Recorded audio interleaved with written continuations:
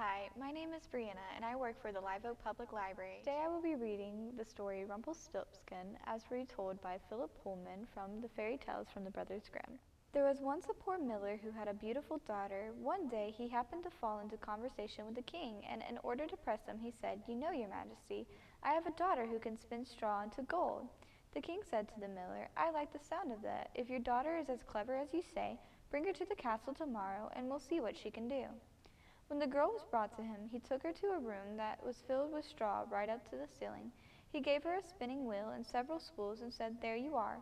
Work all day and all night, and if you haven't spun all the straw into gold by tomorrow morning, you'll be put to death." Then he himself locked the door, and she was left there all alone. The poor girl sat there with no idea of what to do. Of course she couldn't spin straw into gold, and the longer she sat there, the more frightened she became, and finally she began to cry. Then suddenly the door opened, and in came a little man. "Good day, Miss Miller, and what are you blubbering for?" "I'm supposed to spin this straw into gold, and I don't know how to do it, and if I don't, they're going to kill me." "Oh, well, what will you give me if I do it for you?" "My necklace." "Let's have a look at it." He peered at the necklace and nodded and put it in his pocket, and then he sat down at the spinning wheel. He set to work so fast you could hardly see his hands. Whir, whir, whir went the wheel, and the first spool was full. He put another one on, and whir, whir, whir, and that one was full too. It went on like that till the morning, and then all the straw was spun, and all the spools were filled with gold. And then the little man left without another word. At sunrise the king came and unlocked the door. He was pleased to see all the gold, and a bit surprised too that the miller's daughter had managed to do it. But it wasn't enough for him, so he took her to another room, even larger, that was filled with straw like the first one. "Spin all this in one night, or lose your life," he said, and locked the door. Once again the poor girl began to cry, and once again the door opened, and there was the little man. "What will you give me if I spin all this into gold for you?" "The ring from my finger." "Let's have a look at it." He squinted at it and put it in his pocket. Then he began to spin.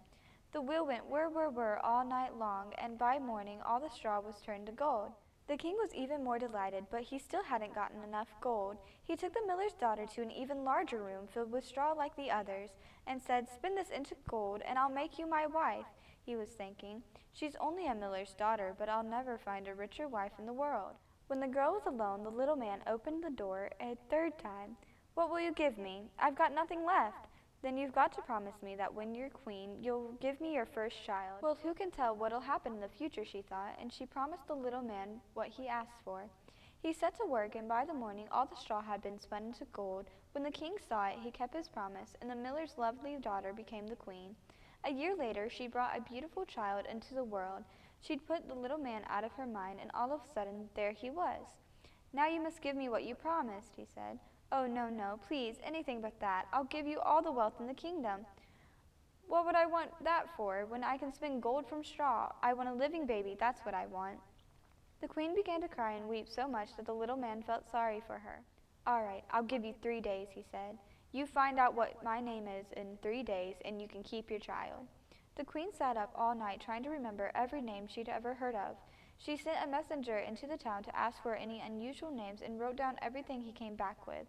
When the little man returned, she began, "Is it Caspar?" "No, that's not my name." "Is it Melchior?" "No, that's not my name." "Is it Balthazar?" "No, that's not my name." She went on through all the names the messenger had brought back, and each time the little man said, "No, that's not my name." The second day she sent a messenger out into the country. There must be some strange names out there, she thought, and there were. When the little man came back, she tried them out. "Is it Pickleburster?" "No, it's not my name." "Is it Hanky Dank?" "No, that's not my name." "Is it McMustard Plaster?" But he always answered, "No, that's not my name." She was getting desperate. On the third day, though, the messenger came back with a strange tale. "I haven't heard any more names of the sort I found yesterday, your majesty, but when I was near the top of the mountain in the thickest part of the forest, I saw a little house. There was a fire burning in front of it, and a little man, you should have seen him, he looked absurd, was dancing about in front of it, hopping on one leg and singing out, 'One more day and then she'll see the royal child belongs to me. Water, earth, and air and flame, Rumpelstiltskin is my name.'" Well, you can imagine how pleased the queen was to hear that.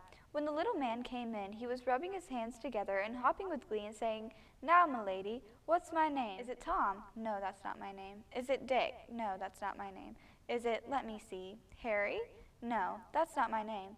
"Well, I wonder if it could be Rumpelstiltskin? The devil told you that! The devil told you that! The little man yelled. In his fury, he stamped his right foot so hard that he drove it into the ground right up to his waist. Then he took hold of his left foot with both hands and tore himself in two. Thanks for watching. If you enjoyed this video, make sure to look out for more from Suwannee River Regional Library in the future.